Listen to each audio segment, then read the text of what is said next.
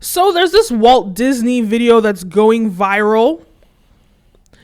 It's a clip from two Disney cartoons. The first one is The Jungle Book. The second one is Winnie the Pooh. They've used the same sort of, like you can see it, they've replicated the same thing. All they changed was the characters and the landscape, the creative, but in terms of the movement, they copied it exactly as is. Now, some people were saying they felt scammed. They felt like Disney lied to them. They felt all these things. And if you ask me, it's so smart. This is how you scale. This is how companies like Disney are able to build mega companies that make billions or even almost trillions of dollars. This is how they're able to do this. So what is the first strategy? We're going to break down why doing this is so important when it comes to building a business in general and scaling your business. But before we get into that, don't forget to like, follow, subscribe, all of the above. It really pushes this video out in the algorithm and encourages me to make more videos. This video is brought to you by Brand Video Pro. We help brands and influencers scale their influence and sales. So if that is of interest to you, head on over to our website, click the link down below, and find out how we can help you. So number one, the first thing that you have to figure out when you're creating any business is a formula that sells, that makes a lot of money. And that is probably the hardest part of any business, figuring out the equation to make money. And when it comes to media, that is your golden nugget. It's 10 times harder to figure out an equation that you can use to monetize in media. So that's why when people have their equation, they don't tell anybody nothing. So that's number one.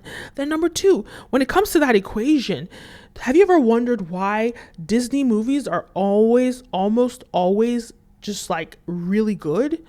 Whenever Disney takes on a movie, it's always really good. Why is that the case? It's because of said formula. It's because of this formula. They've have their formula down in every aspect of the creation process, from the character development to the storytelling, to the story structuring, to the artwork, and as we're seeing, to the movement of the animations.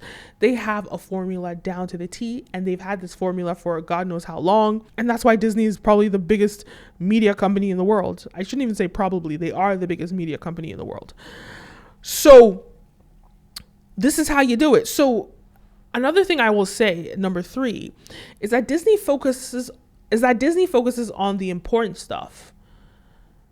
And they let go of the other stuff. Now, so some people will look at this animation and they feel like they were scammed. But no, you weren't, because Disney focused on what was important. What is the most important thing about any movie that you watch? The storytelling. The story.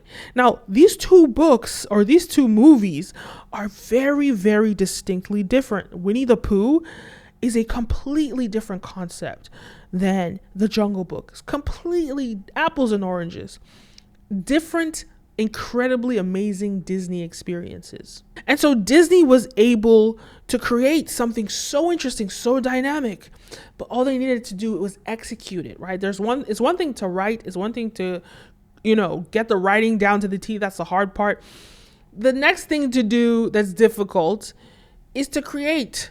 And with animation, especially back in the day when this came out, it was very difficult. So once they had created a model that worked, why not replicate it? These movies, I'm pretty sure if I look at it, I'll put it down if I find it. They came out at two different times, or completely different times. So nobody would have seen that and been like, oh, this is exactly the same motion that happened in Winnie the Pooh or that happened in the Jungle Book. Nobody's gonna know. That's why Disney doesn't focus on the stuff that you're going to pay attention to, and they spend less time on the stuff that no one's even going to realize. And that's another reason why they're winning.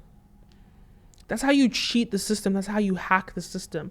That's an equation. That's another, I don't know if I'm in number 4 now, but the next thing is to hack. You have to hack. If you're going to win in any business, if you're going to take the strides that Disney has taken, you need to figure out how to hack the system. And this right here is a genius hack. There's certainly more things that I could say about this, but I think I covered the main components to this. Just talking about, just looking at how Disney was really intelligent in this, and This allowed them to make a lot of movies, make movies in bulk, and now they have a streaming platform that is able to compete with Netflix in terms of quantity, and at the same time produce quality that is exceptionally higher than any other platform. How is Disney able to do that?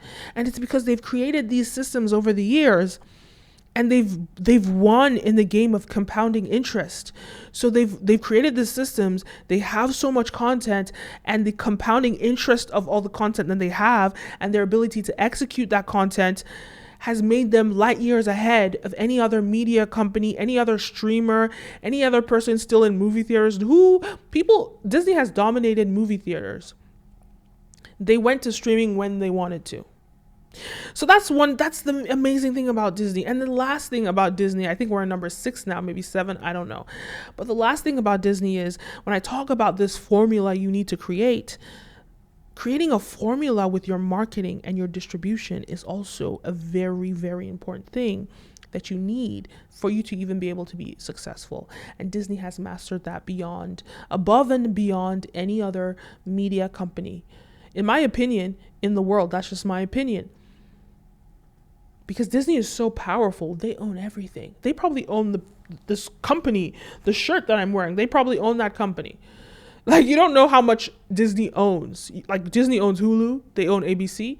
They own so many things. I'm sure if I find a list of what Disney owns, it's going to be insane. And like I said, they probably own the company. This is H&M, but I don't know if they own H&M. Probably not. But they probably own the company of the shirt that you're wearing, and you don't even know it. They own so much stuff, and you just wouldn't even know it, because they are also secretive about some of the things that they own. So anyway, those are my thoughts. Let me know your thoughts. Leave a comment down below. Don't forget to like, follow, subscribe, all the above. My name is Kenim, and see you next time. Peace.